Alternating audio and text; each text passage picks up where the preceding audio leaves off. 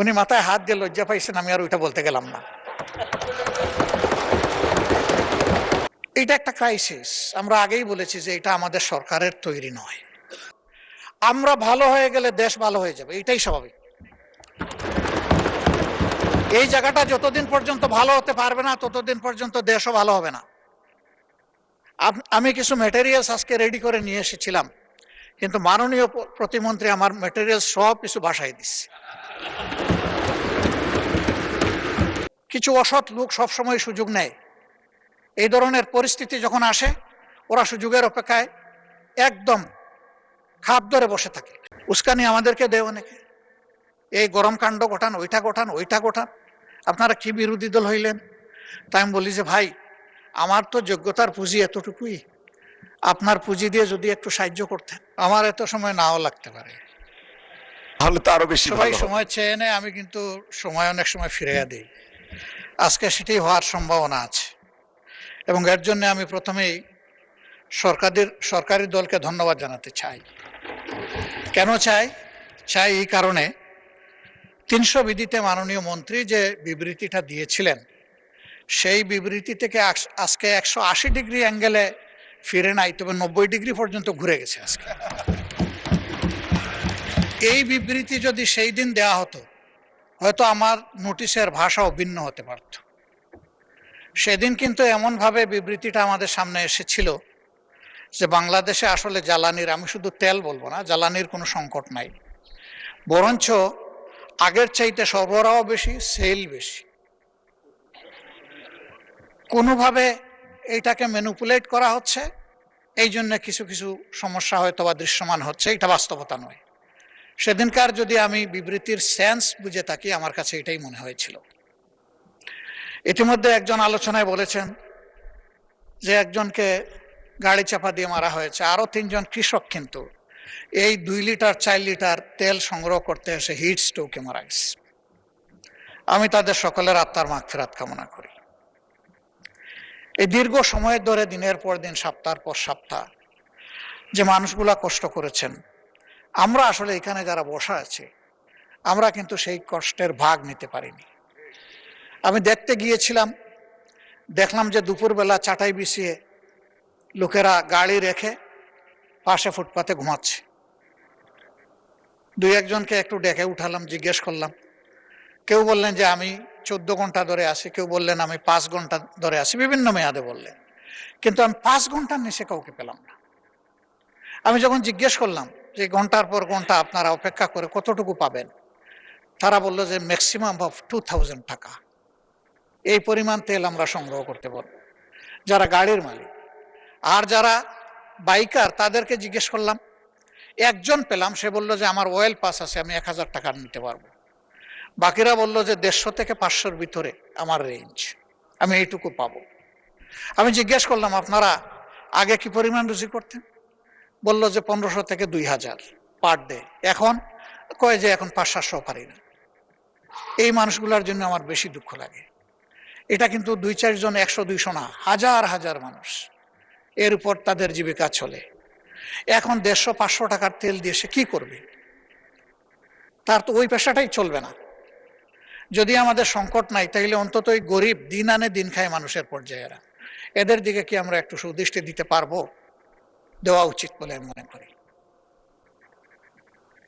এরপরে যারা প্রফেশনাল গাড়ি চালায়, যারা ক্যাবিং করে, তারা এটার উপরে একটা রেন্ট তাদেরকে পে করতে হয়, আবার তার ফ্যামিলি চালাইতে হয়।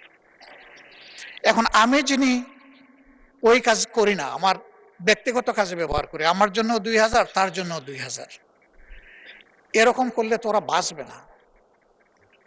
এই ইন্ডাস্ট্রিটাই তো হুমকের মুখে পড়বে। তাদের বিষয়গুলো আমাদের সিম্প্যাথেটিক্যালি দেখা উচিত। আজকে আমি ধন্যবাদ জানাই মাননীয় প্রতিমন্ত্রীকে। সেদিন তিনি আমাকে চাচা বলেছিলেন, জানি না আমার বয়স হতো কিনা। তা আমি যশোরে তাকে বুকে টেনে নিয়েছিলাম, আর তিনি যথার্থই স্মরণ রেখেছেন, যশোরের ডাব থেকে পানি বের করেই আমি ওনাকে পান করিয়েছিলাম। আমি ঢাকা থেকে নেইনি ওটা। আলহামদুলিল্লাহ, তিনি যে মনে রেখেছেন, এই জন্য তাকে ধন্যবাদ। তিনি খুবই পজিটিভ অ্যাপ্রোচে আজকে কথা বলেছেন এবং আমি মনে করি যে একটা রিয়েলিস্টিক বক্তব্য রেখেছেন। শুধু এক জায়গায় হালকা একটু সুই হাতে নিয়েছিলেন, উনি মাথায় হাত দিয়ে লজ্জা পাইছেন, আমি আর ওইটা বলতে গেলাম না। আসলে চালাক লোকেরা কি বলে, একটা কঠিন গালি দেওয়ার পরে বলে যে আমি গালি দেওয়া পছন্দ করি না। যেটা আমি পছন্দ করি না এটা আমি করবই না। এই সংসদে আমরা প্রথম দিনই অনুরোধ করেছিলাম যে আমরা আসুন জনকল্যাণে কথা বলি, আমরা পরস্পরকে দোষারোপ কিংবা character assassination either party or person আমরা ওই দিকে না যাই। কিন্তু এখনো বন্ধ হয়নি, মাত্রা বোধহয় কিছু কমে এসেছে, ঠিক 8 মাত্রার ভূমিকম্প না, কিন্তু 4-5 মাত্রায় এখনো কিন্তু ভাইব্রেট করতেছে। এগুলো বন্ধ হওয়া উচিত। আমরা কনস্ট্রাকটিভ হই, সরকারি দলও কনস্ট্রাকটিভ হোক, আমরাও কনস্ট্রাকটিভ, সেইভাবে বিষয়গুলোকে আমরা রিজলভ করি এবং আমরা পারবো, কেন পারবো না? দুনিয়ার অনেক দেশই তো পারে, তো আমাদের না পারার কি আছে? আমরা এই পারার কালচারে যেতে চাই, না পারার কালচারে থাকতে চাই না। মাননীয় স্পিকার, এটা একটা ক্রাইসিস। আমরা আগেই বলেছি যে এটা আমাদের সরকারের তৈরি নয়, কিন্তু ডিমান্ড ম্যানেজমেন্টে বেশ কিছু প্রবলেম হয়েছে।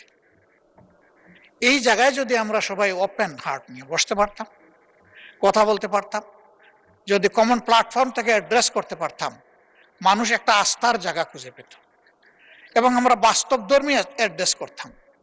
আমি মনে করি আজকে যেটা প্রতিমন্ত্রী মহোদয় বলেছেন যে সঙ্গত কারণেই কিছু রেশনিং করা হয়েছে সতর্কতার জন্য, দ্যাট ইজ গুড। সেই কথাটা আমরা একসাথে বলতাম, কিন্তু প্রথম দিন তো এই বিবৃতি আসে নাই। প্রথম দিন এসেছে অন্যরকম। অলরেডি আমার কলিগ বলেছেন, আমরা পাম্পে গিয়েছি, জিজ্ঞেস করেছি যে আপনারা জ্বালানি আগের চাইতে বেশি বিক্রি করছেন। কই মোটেই না, পাই 1/3 বিক্রি করবো কেমনে বেশি, আমরা যা পাই তাই আমরা বিক্রি করি। তবে কিছু অসৎ লোক সবসময় সুযোগ নেয়। এই ধরনের পরিস্থিতি যখন আসে, ওরা সুযোগের অপেক্ষায় একদম খাপ ধরে বসে থাকে। আমি বলবো সেই লোক আমি হলে আমাকে ছাড় দেবেন না। জাতির স্বার্থে আমি হইলে আমাকে ধরুন, পাকড়াও করুন, বরঞ্চ সাধারণ মানুষের চাইতে আমাকে আরো বেশি করে এক্সপোজ করে দেন। যারা অসৎ তারা কোনো দলের হতে পারে না, এরা দলের সুযোগ নেয়, সুবিধা নেয়, কিন্তু দল যদি বিপদে পড়ে ওই সবার আগে পালাবে। এই সমস্ত সুযোগ সন্ধানীদেরকে সামান্য কোনো অ্যালাউন্স দেওয়া উচিত নয়। আমার 2 নম্বর অনুরোধ যে এই হাউসে বসে আমরা যে কথাগুলো বলবো, এটা কিন্তু হাউসের এই প্যারাডাইমের ভিতরে থাকছে না, গোটা দুনিয়ায় চলে যাচ্ছে এটা। সুতরাং এই কথার ওয়েটেজ থাকতে হবে, কথাগুলো অথেন্টিক হতে হবে, সত্য তথ্য নির্ভরশীল হতে হবে এবং দায়িত্ব নিয়ে কথা বলতে হবে। আজকে একটা বললাম, কালকে আরেকটা বললাম, জনগণ আমাদের কথা বিশ্বাস করবে না। একই সাবজেক্টের উপরে কথার যেন ধারাবাহিকতা থাকে আর ময়দানে যেন তার ইমপ্লিকেশন থাকে। এই দুইটা যখন জনগণ খুঁজে পাবে, তখন আমাদের কোনো স্টেটমেন্ট করারও দরকার পড়বে না। প্রত্যেকের বিবেক আছে। আমরা জ্বালানির ক্ষেত্রে শুধু তেল গ্যাসের চিন্তা করছি, কেন আমরা ডাইভার্সিটি নিয়ে চিন্তা করব না? কেন আমাদের জাতির একটা শর্ট টার্ম, মিড টার্ম এবং লং টার্ম একটা স্ট্র্যাটেজি থাকবে না এনার্জি জেনারেট করার ব্যাপারে? সেই বিষয়গুলো নিয়ে আমি মনে করি যে খোলামেলা আলোচনা আমাদের এখানেও হতে পারে, আবার এখান থেকে গঠিত কোনো কমিটির মাধ্যমেও হতে পারে। সেই জায়গায় আজকে সরকারি দল বিভিন্ন স্টেক হোল্ডারদের সাথে বসছেন। মাননীয় মন্ত্রীর রেফারেন্স এসেছে, তিনি 2টো করেছেন, আর একটা সেশন করবেন কামিং শনিবারে। আচ্ছা, শনিবারের মধ্যে উনি বলেন নাই যে সমস্যার সমাধান হবে, উনি বলেছেন যে একটা সেশন হবে। আমি ওনাকে একটু হেল্প করলাম, আমি তাই শুনেছি। তো হ্যাঁ, আমরা কেন জয়েন্টলি করতে পারি না? কেন আমরা যদি জয়েন্টলি করতে পারতাম, তাহলে আমাদের ডেমোক্রেসিটা সাস্টেইনেবিলিটির দিকে যাইত। মানুষ আশান্বিত হতো যে ভঙ্গুর ডেমোক্রেসি কোনো একটা জায়গা থেকে আবার রিফর্ম হওয়ার জন্য তারা লোড নিচ্ছে, তারা রিস্ক নিচ্ছে, আমরা তাদেরকে সহযোগিতা করব। তখন রাষ্ট্রের জনগণেরও অ্যাটিটিউডটা হবে পজিটিভ। আমরা ভালো হয়ে গেলে দেশ ভালো হয়ে যাবে, এটাই স্বাভাবিক। এই জায়গাটা যতদিন পর্যন্ত ভালো হতে পারবে না ততদিন পর্যন্ত দেশও ভালো হবে না। আমি কিছু ম্যাটেরিয়ালস আজকে রেডি করে নিয়ে এসেছিলাম, কিন্তু মাননীয় প্রতিমন্ত্রী আমার ম্যাটেরিয়ালস সব কিছু বাসায় দিচ্ছে। আমি আসলেই কখনো এটা বলতে চাই না যে আমার গ্লাসের অর্ধেক খালি। আমি সব সময় বলতে চাই আমার গ্লাসের অর্ধেক ভরা আছে, কাজেই বাকিটাও আমাকে ভরতে হবে। আর যদি আমি খালি বলি তার মানে হচ্ছে অর্ধেক যখন খালি বাকিটাও ফেলে দে। আমি ওই থিওরিতে বিশ্বাস করি না। আসেন আমরা পজিটিভ অ্যাটিটিউডে, সরকারি দল বিরোধী দল বড় কথা নয়, এই হাউস বড় কথা। এই হাউসকে নিয়ে মুভ করি, আমরা মনটা ওপেন করি। আর আমি অতি বিনয়ের সাথে অনুরোধ করব, বয়স যাই হোক আমার কিন্তু সবগুলা সাদা, আমার মতো বুড়ো সাদা লোক এখানে খুব কম। তো এই দিক থেকে অনুরোধ করছি যে আসেন ওই ঠেলা ধাক্কার রাজনীতি এখানে বাদ দিই। এই জায়গায় আমরা সিনসিয়ার টক করি, পরস্পরকে রেসপেক্ট করি। আমরা যদি মিউচুয়াল রেসপেক্টটা শো করতে পারি, পুরা হাউস রেসপেক্টেড হবে। আমরা ওই জায়গাটায় যেতে চাই। উস্কানি আমাদেরকে দেয় অনেকে, এই গরম কাণ্ড ঘটান, ওইটা ঘটান, ওইটা ঘটান, আপনারা কি বিরোধী দল হইলেন। তাই আমি বলি যে ভাই, আমার তো যোগ্যতার পুঁজি এতটুকুই, আপনার পুঁজি দিয়ে যদি একটু সাহায্য করতেন।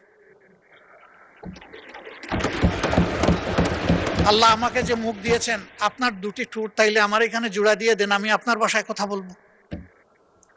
আমি তো আল্লাহর দেওয়া আমার জিহ্বা, আমার ঠোঁটের ভাষায় আমি কথা বলবো, যেটা আল্লাহ আমাকে দিয়েছে। তা আমি সবাইকে অনুরোধ করব যে আমরা রংপুরের ঝাঁঝালো মরিচের কথা ভুলে যাই। আসুন সুন্দরবনের মদিটা একটু আমরা ঠোঁটে লাগাই। আমরা পারবো, ইনশাআল্লাহ আমরা পারবো। কেন পারবো না? শুধু একটা গুড ইন্টেনশন লাগবে আমাদের, এই জাতিকে আমরা বিল্ড আপ করবো। আমি প্রথম দিনই বলেছিলাম যে এই চেয়ারে বসা লোকগুলো এখন ওই চেয়ারে, আবার দুই দিকের চেয়ারে বসা অনেকে এখানে নাই। আমরা কোথায় থাকবো জানি না, আমাদের জেনারেশন থাকবে, আমাদের প্রিয় দেশ থাকবে। আসুন না একটা ভালো প্ল্যাটফর্ম দিয়ে যাই। এখন মরতে পারি, এই জায়গায় পড়ে যেতে পারি। 19 জুলাই 2024 তো পড়ে গেছিলাম, 24 না 25-এ। সেই পড়া থেকে অনেকে উঠে আসে না। আল্লাহ আমাকে জীবন দিয়েছেন, আবার নিয়ে যেতে পারে। হয়তো সংসদ প্লাজায় কালকে আমার জন্য আপনাদের দাঁড়ানো লাগতে পারে, কিন্তু একটু শান্তি নিয়ে মরি, যে দেশের জন্য ভালো কিছু করে যেতে পারলাম সবাই মিলে। আমাদের অ্যানসিস্টরস যারা ছিলেন, যেটুকু অ্যাটমসফিয়ার তারা আমাদেরকে দিয়ে গিয়েছেন, আমাদের সাকসেসরদের মিনিমাম এইটুকু আমাদের কাছে পাওনা। কিন্তু আমাদের সমাজ ওই জায়গায় নেই। আমরা আমাদের বেজ লাইনে আগে যাই, তারপরে ইনশাল্লাহ হিমালয়ের চূড়ায় আমরা আস্তে আস্তে উঠব। আমরা পারবো ইনশাল্লাহ, না পারার কোনো কারণ নেই। আমি স্পেসিফিক্যালি আমার কিছু। জি মাননীয় নেতা, আপনার বক্তব্য কন্টিনিউ করেন, সময় আরো বাড়িয়ে দেন 3 মিনিট দয়া করে। Thank you so much. আমি সরি, সময়ের দিকে খেয়াল করতে পারি না, এই জন্য আপনার কাছে মাপ চাচ্ছি। আমরা এই বিষয়টাকে টোটালি অ্যাড্রেস করার জন্য এবং একটা টোটাল সলিউশনের জন্য যদি সরকারি দল ফিল করেন যে আমরা একটা কমন কমিটি করব, আমরা সাড়া দেব ইনশাআল্লাহ। আমাদের কিছু প্রপোজাল আছে, আমরা আপনাদের হাতেই তুলে দেব, কারণ এক্সিকিউশন হবে আপনাদের মাধ্যমে। আমরা শুধু পরামর্শ দিয়ে সহযোগিতা করতে পারব, বাস্তবায়নটা করতে হবে সরকারকেই। ওখান থেকে সরকার যেটুকু মনে করে নিবে, যেটা মনে করবে যে এটা প্রযোজ্য না, ফেলে দিবে, অসুবিধা নেই। সেই ওপেন হার্ট নিয়ে আমরা বসতে চাই। এরকম কোনো শর্ত নেই যে যা পরামর্শ দিব তাই মানতে হবে। যদি পরামর্শ এইরকমই হয়ে যায়, এটার পরামর্শ থাকে না, এটা ডিকটেশন হয়ে যায়। আমরা ওই ডিকটেশনও পছন্দ করব না, কিন্তু আমাদের কোনো সিনসিয়ার সাবমিশন এটা যেন ডিজোন না হয় এইটুকু আমরা প্রত্যাশা করব for the sake of the country and nation.